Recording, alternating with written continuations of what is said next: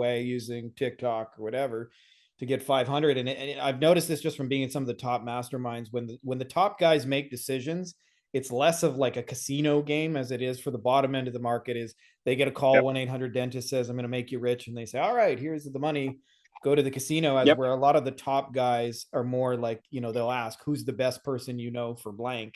And then they'll, if they're going to bet, they're going to bet on the single best person. So that makes sense.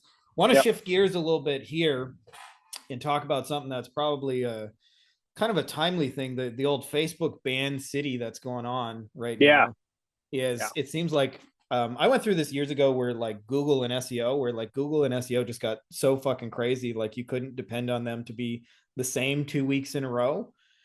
And Facebook's a little bit like that. So I'm like personally on my 6th account. So I like to get a little congratulation. Yeah. Good job, me. Figured it out. You got my mother's account, my sister's account, and my own, and I'm working through them all.